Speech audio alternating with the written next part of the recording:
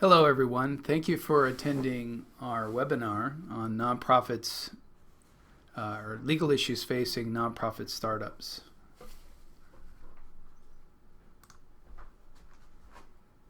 All right. I want to start off just talking a little bit about my firm that I started a number of years ago, nonprofitlegalcenter.com. We've helped over 1,000 nonprofits get started, and we have a 100% success rate before the IRS in getting status for our clients. We've been working with nonprofits since 1997, and our mission is really to empower others to better the world. I want to give you a little anecdote about my first idea for starting a nonprofit. It was called the Four Winds Foundation. I was traveling in Southeast Asia during a summer break after my second year of law school, and I was having such a profound and meaningful experience that I thought, wow, wouldn't it be great if this experience was available to more people? And so I decided, to start a nonprofit when I got back to the United States. Well, once I returned, I resumed law school, finished my law school studies, got my first job, and lo and behold, the nonprofit never materialized. There's a lot of things that can get in the way of making a nonprofit a reality. So I understand some of those challenges that you're facing in starting your nonprofit. What you can expect today, we're going to overview the process of becoming a 501c3 nonprofit. I realize there's other types of 501c3s, but we're going to focus today on 501c3 organizations. We're going to highlight the fiscal sponsorship as an option, and we're going to spell out mistakes that you should avoid in starting a 501c3 nonprofit. You're going to get some pointers on growing and sustaining your nonprofit, and we'll also take a few moments to explain our services and to provide you with an opportunity valued at $925 if you sign up with us today. Okay, let's get started. All right, so I want to point out something to you. If you look at the instruction sheet for Form 1023, which is the application to get 501c3 status that you file with the IRS, they suggest that it could take as many as 60 hours to prepare the paperwork, research what needs to be done, record keeping that's involved. And so, although I don't believe it takes nearly that long, it is a daunting process nonetheless.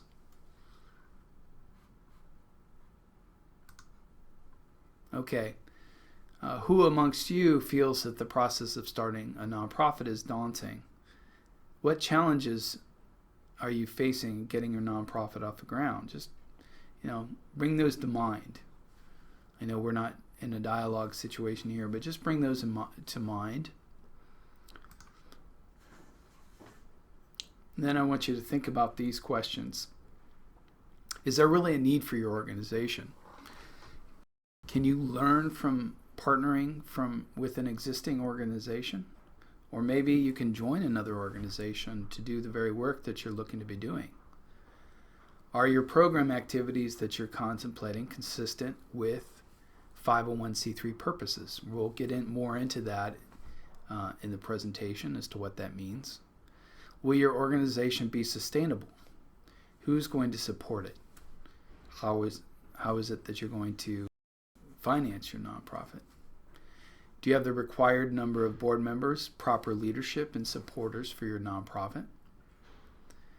Do you have a fundraising plan in place? Okay. There are three main stages of becoming a 501c3 nonprofit. I'll identify them as initial planning, formation, and the exemption and registration process. Okay, initial planning. these are pretty much the major elements that you'll need to do, and there's a lot more detail we can provide, but these are the basic points that you should undertake when starting your initial planning. You should write out a mission and purpose statement between 2 to 5 sentences, which really captures what your organization is going to be doing. Okay. Pick a name. Do a Google search and a domain search for the name that you're thinking about, and make sure that it's really a unique name. Don't just do a name search on your Secretary of State's website, because you don't want to have the same name as another organization in another state, because hopefully you're going to grow and maybe you'll be a national organization.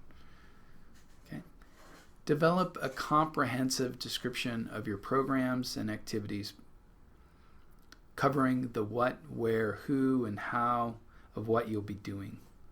You should describe this in narrative form, and the description should be 1 to 2 pages per program.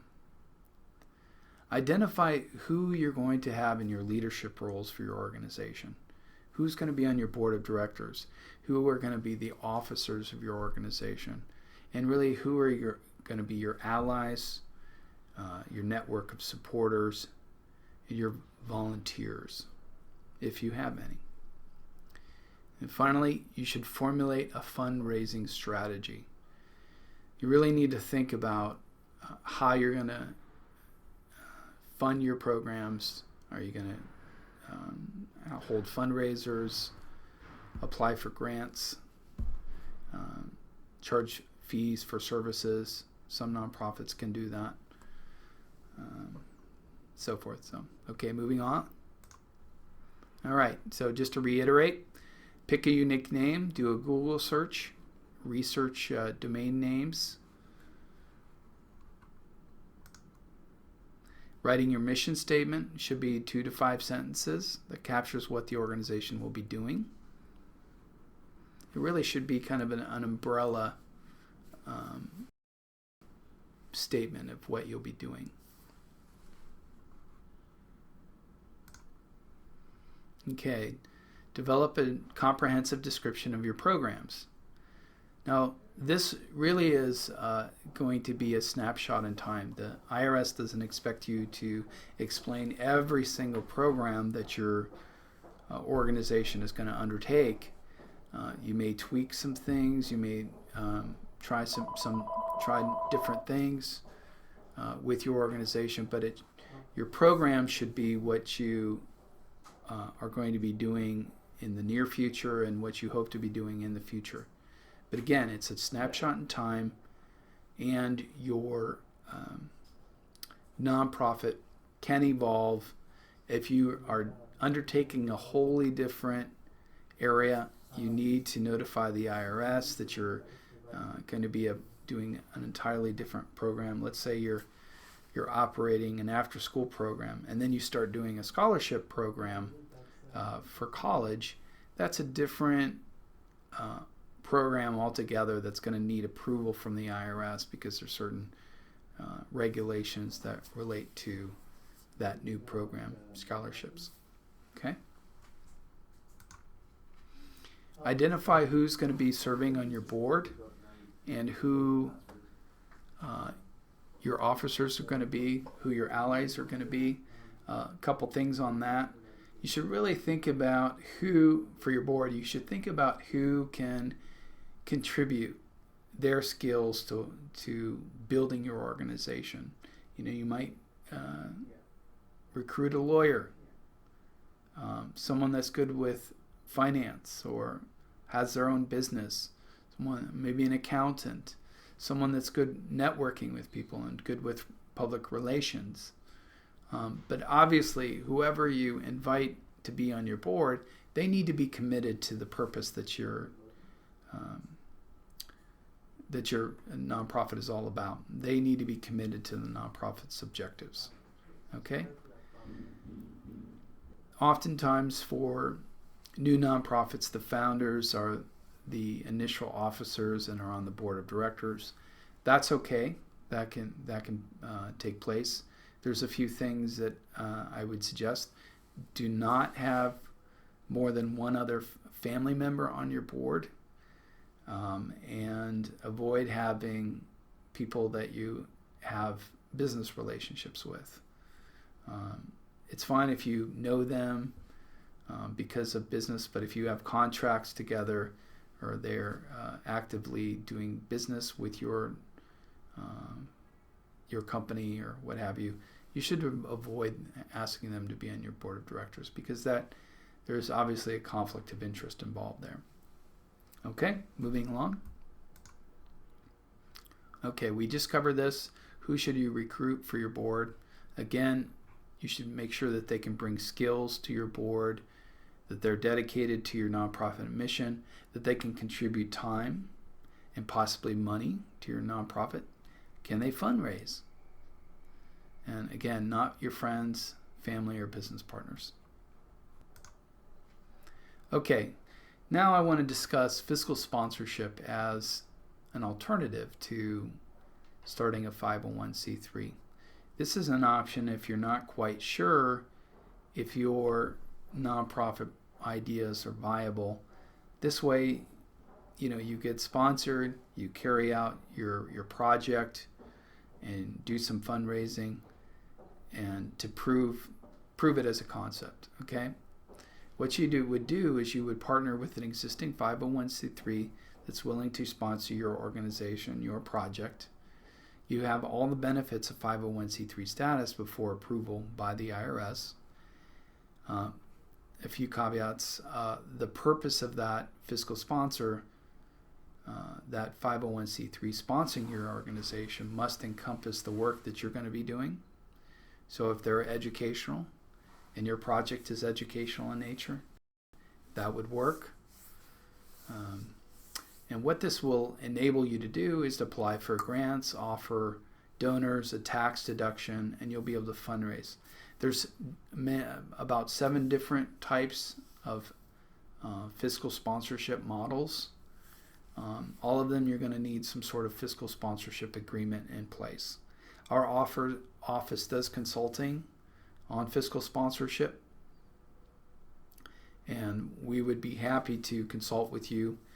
Give us a call. We provide a free initial consultation, 1-800-928-4161. Our information is on the website that you have links to, as well as the PowerPoint presentation. Okay.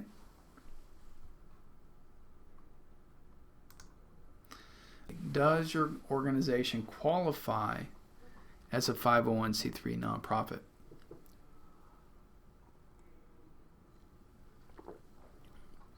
There's many different types of 501c3s, and literally there's probably tens of thousands of different subcategories, but the general categories are charitable, religious, educational, scientific, literary, testing for public safety, fostering national and international amateur athletic competition, preventing cruelty to children or animals. Okay.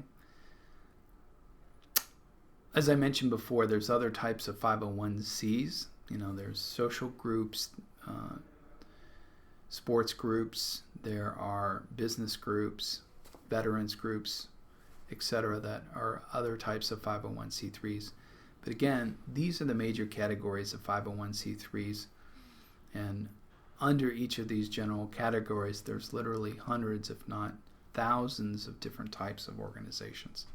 So, and we'd be happy to talk with you about whether your nonprofit would qualify, but that's very key. You don't want to go down the nonprofit path if it's not going to be approved. So get some help if you're not clear. Okay, let's take one of these categories and just kind of break it down a little bit more.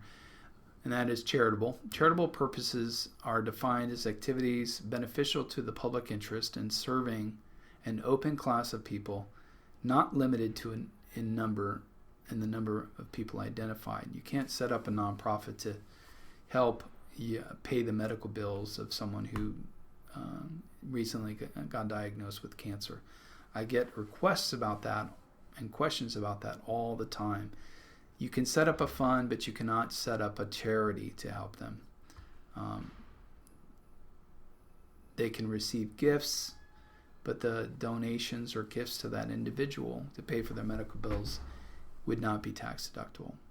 Okay, so charitable is really things like relieving the poor, distressed, underprivileged, advancing education or science, distinct from instruction, which would be an educational purpose, erecting and maintaining public buildings or works, monuments, lessening the burdens of government, eliminating prejudice and discrimination, promoting and developing the arts, defending human and civil rights that are secured by law. Okay? All right, moving along.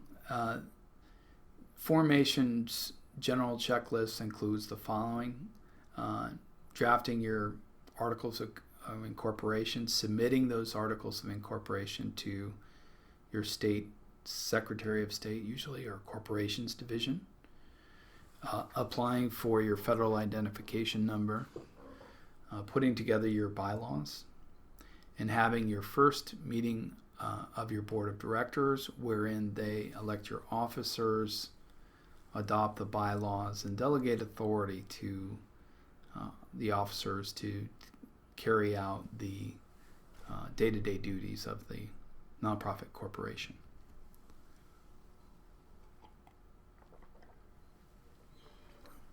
Let me just interject here.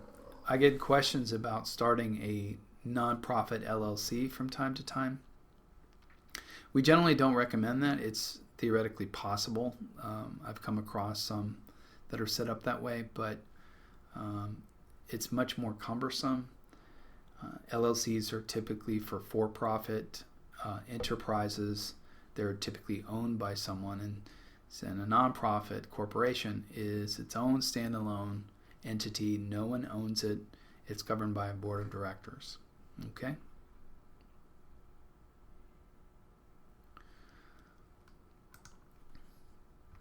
All right, forms to prepare. This is kind of an overview of what's involved. Again, for the formation, you're going to need articles of incorporation, bylaws. We recommend a conflicts of interest policy. You'll be getting your EIN number. The federal forms for that are SS4. The federal filings, in addition to getting your EIN, are applying obviously for 501c3 status. That's Form 1023. You're also going to have state filings in order to get state tax exemption and to register your charity with the state or attorney general. Each state is slightly different, but they're very similar. Okay, let's go over your drafting your articles of incorporation. Here you're typically going to be including your purpose, the name of the organization, the business address that you're going to be using, your registered agent, basically the person who is going to receive any legal notices if necessary, and the incorporator, which is basically similar to the founder. I often sign as the incorporator for my clients when I'm filing their articles for them, and so forth. So you will find, if you do a search online or on your Secretary of State's website, you'll see samples, and you should check there first to see if you can find a template or an actual form. You want to make sure that the form that you're using has the IRS's required statutory language that deals with limiting what the nonprofit can do and so forth. So that's very important. You can use a guidebook as well. I recommend Nolo Press Guide to Starting a Nonprofit. They're a very good resource.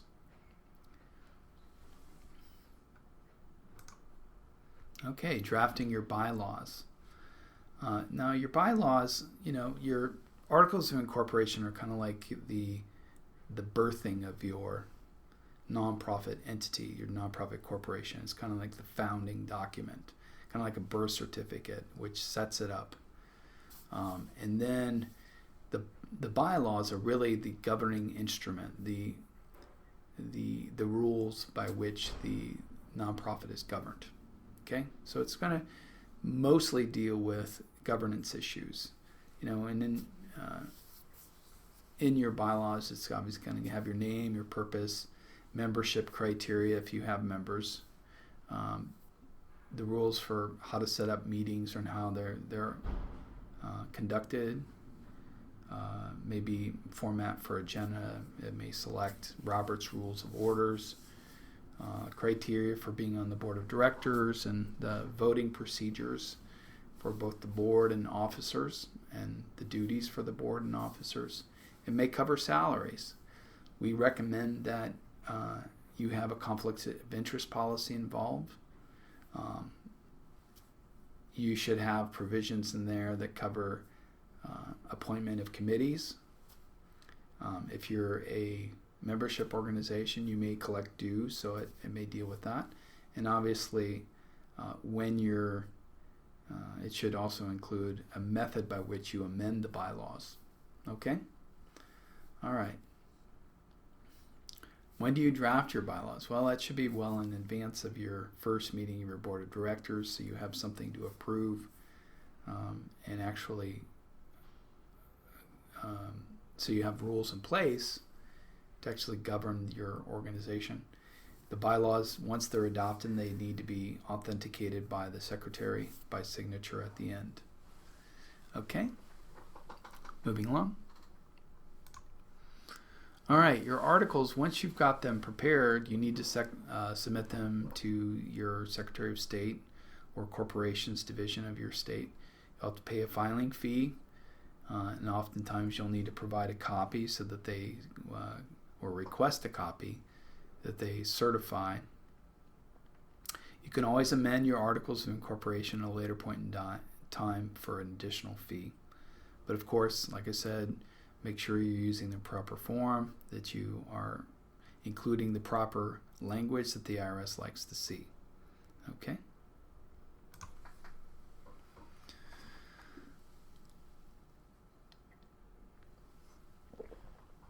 Applying for the federal identification number. Okay? The EIN, well, what is it? It's really the number by which the corporation is identified. It stands for Employer Identification Number, although not all entities employ someone. So all businesses really need a EIN, including nonprofits. It's to avoid having to use your personal Social Security number. And it's used in the Form 1023 tax exemption application. How do you obtain it? Well, there's a couple ways. You can mail in or fax in Form SS4, or you can get one online. You can call it in, but they're going to need you to fax in a copy of your SS4 form.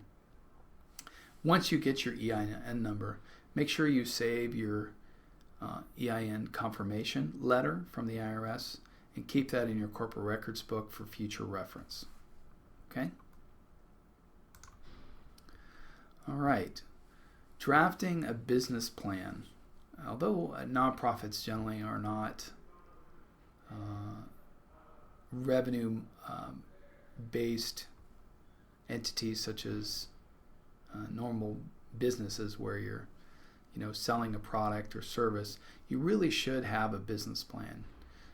It should include your mission, your program activities, what you're going to be doing, your fundraising strategy.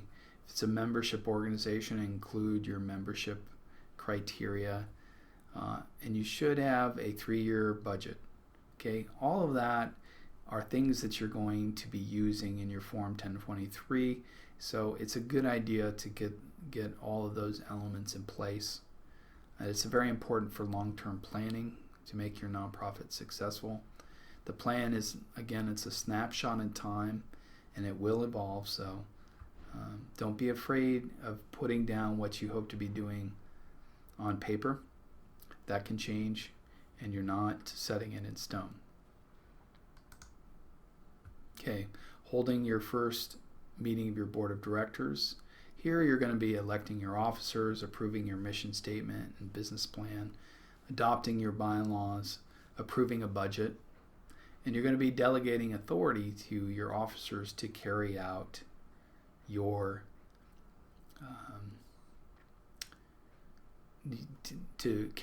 day-to-day operations of your nonprofit. Our office, we usually take a little bit of a shortcut. We take care of all the initial corporate formalities, such as the election of officers, adopting the bylaws, and we do that with what's called unanimous written consent of the board of directors. Okay. All right, just an overview of the exemption and registration process. You're going to need to prepare Form 1023, which you can find on irs.gov website. You will need to prepare a state exemption application and possibly even register with the Attorney General of the state. Each state has different requirements. And then you should apprise yourself of what your annual compliance requirements at the state level are. At the federal level, you're going to need to file Form 990. If your revenue is below $50,000, then you would file just a simple declaration called 990N. If you're over $50,000, you're going to need help at least your first year to prepare the form. Okay. Applying for federal tax exemption. Well, you should be doing this pretty much right away once you've started your organization for two reasons. First of all, there's potentially a large lag time between the time that you apply and when you hear back from the IRS. They have a very large backlog right now, and so once you submit the application, they give it a first read. Some applications are approved on that first read if it's a very non-controversial type of nonprofit and everything is in order. We are able to get about half of our clients approved on that first read usually. Thereafter, if it needs to be worked up by an IRS agent further, they will assign it an agent, and they assign the applications in order received. I think right now they're working on April or May of last year, so it takes quite a long time potentially. The other reason why you would want to apply right away is that in the beginning, your nonprofit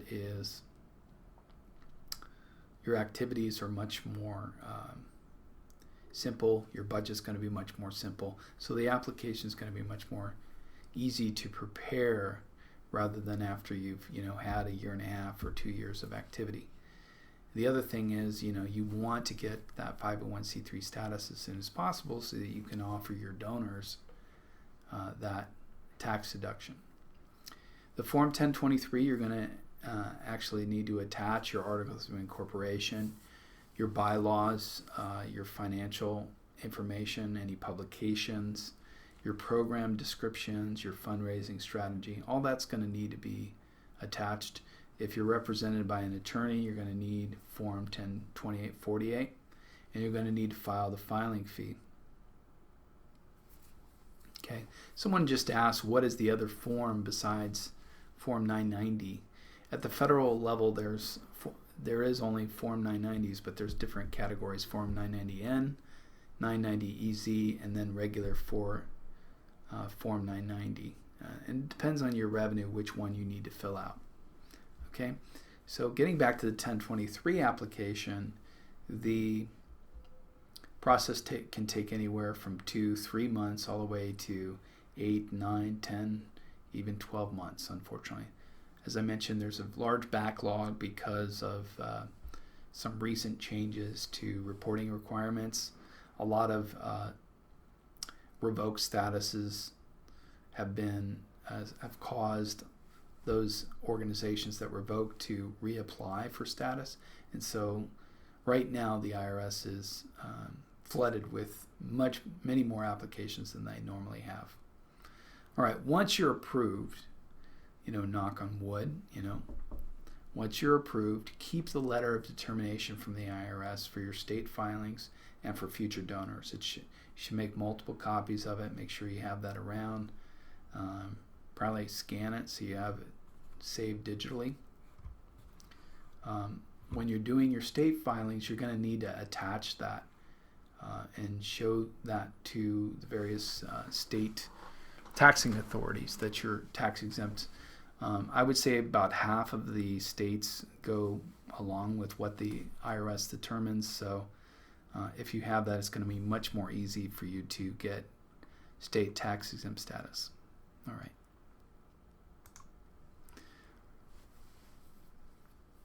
Initial state filings. There's a few different ones, and again, it varies from state to state, but you'll need to register with the Secretary of State and keep them apprised of who your agent for service of process is ongoing. That if that changes, you need to update them, and quite often they want to know who your officers are and who's on your board of directors, current addresses, and so forth. Okay, it's filing for state tax exemption with your local and state taxing authority. Quite often they use the federal exemption and may require the federal letter of determination. Again, it varies from state to state, so it's hard for me to be more specific here. I think the next slide concerns California. So yeah, California state filing. So just by way of example, if you're not in California, you need to register within 30 days of receiving assets. For charitable purposes, you need to register with the Attorney General's office. You would do so by completing Form CT1. It's the registration form. And they're going to want to see a copy of your Articles of Incorporation, your bylaws. They'll want the IRS determination letter.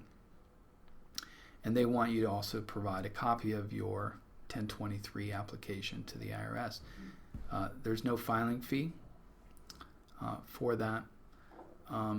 In California, you need to update that information with Form RRF1 that's filed annually with the Attorney General's office.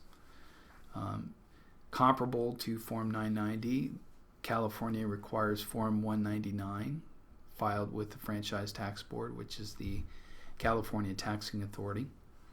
You would apply for tax exemption at the state level using Form 3500 or 3500A.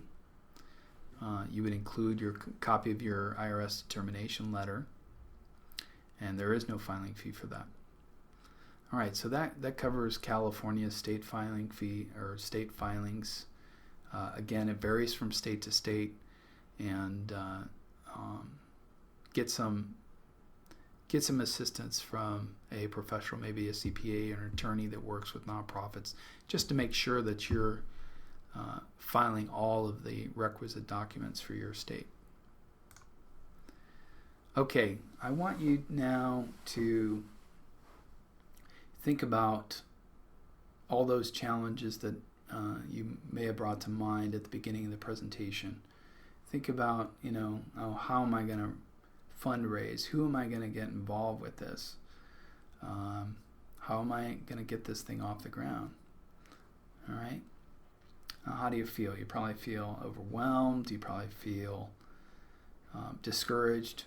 Now, imagine now being fully formed as a 501c3 incorporated with a solid legal foundation, with a board of directors, solid leadership, officers in place, implementing your fundraising strategy.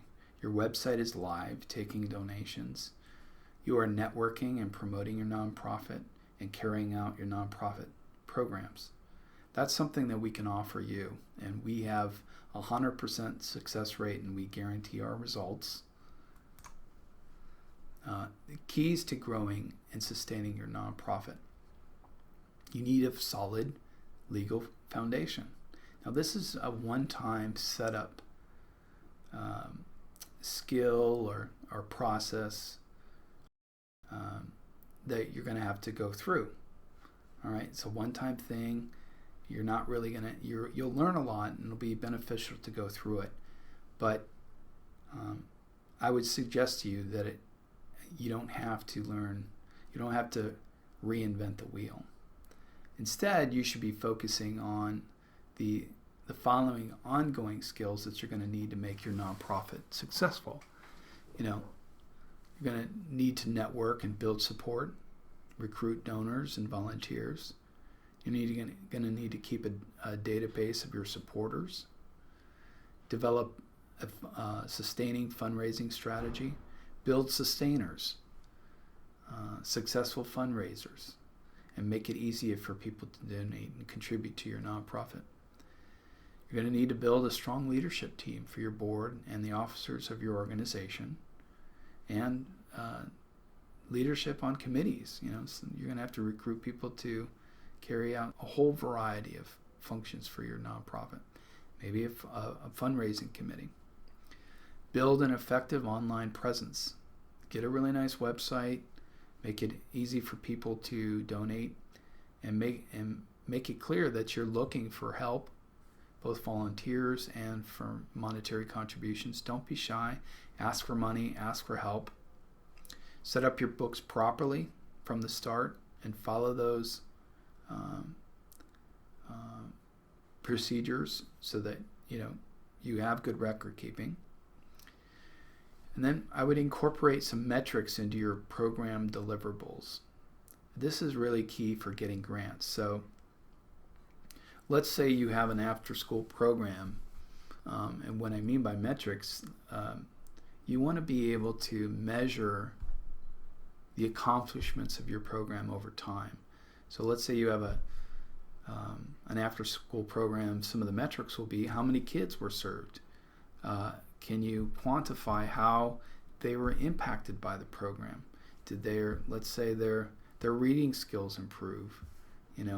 Is there a way to measure that and put that in a grant application? Okay. Finally, you're going to want to calendar your government compliance requirements. Set up ticklers and make sure you're filing those documents on an annual basis as required. All right. All right. That first skill I mentioned. Would you rather reinvent the wheel, or would you rather spend your time learning to grow and sustain your organization, developing those other skills I mentioned? Well, I would suggest to you that you should consider our turnkey solution. It's turnkey for getting 501c3 status. We offer personalized service. You will be fully formed and compliant for your first year at both the federal and the state level. We have a 100% success rate, and we've helped over 1,000 clients get status, clients just like you. We fully represent you before the IRS until you're fully approved. If they have follow-up questions, that's part of what we deliver for you. We represent you and get those questions answered for you. You will become a fully approved tax-exempt nonprofit corporation, or we will refund our attorney's fees to you. And there's the opportunity to have an ongoing relationship with an attorney that specializes in nonprofits and other nonprofit experts. All right. Now, what's included in the nonprofit package? Representatives from your organization or you will work with our staff to write your statement of purpose, prepare your description of your program activities. We'll create a strategic fundraising plan together and determine structural issues for your board of directors, create a 3-year budget, and will provide guidance on the operational responsibilities of a nonprofit corporation. We will, the above information, once completed to your satisfaction, we're going to use that to complete your organization's articles of incorporation, the bylaws, your conflicts of interest policy, minutes of your first board of directors meeting, the IRS exemption application, Form 1023, the state exemption applications and registrations. We represent clients in all 50 states, so we're familiar with each state's requirements. And you'll get a corporate records book at the end of the process that has all of your applications, all your legal documents, your articles, your bylaws, the applications, etc. We will also provide you written instructions on opening a bank account, employee withholding, and other corporate procedures, ongoing compliance for your nonprofit, etc. You'll also get a free toolkit and reference guide on maintaining your tax-exempt status.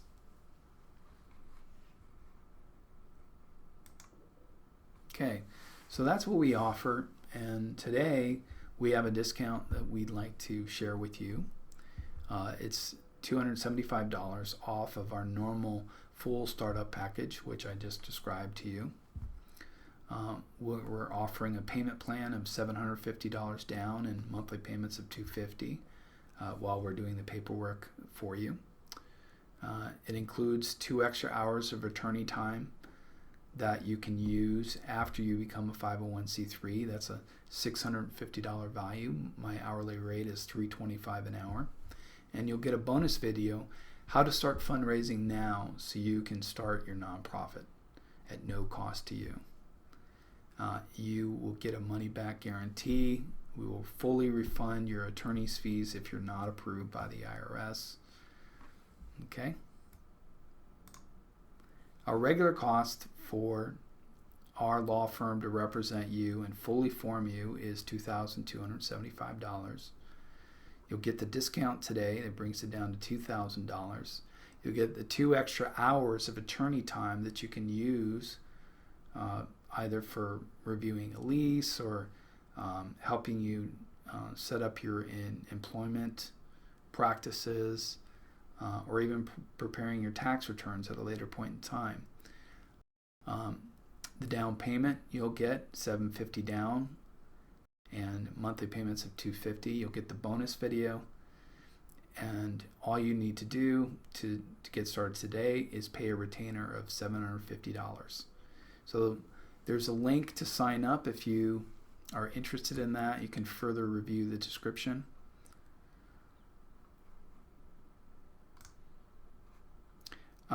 For those of you who are not ready to get started today, or you want some additional information, we offer a 20 to 30 minute consultation. Just give us a call, mention this webinar, 1-800-928-4161, or email us at info@nonprofitlegalcenter.com. Just mention the webinar, and I'd be happy to talk with you, or members of my staff would be happy to talk with you. Thank you, everyone, for being on the webinar today. And again, feel free to give us a call. We'd be happy to point you in the right direction if you're having some difficulties. And of course, we'd be happy to work with you if you're looking to hire a professional to do this for you. Again, thanks. All right, that's it.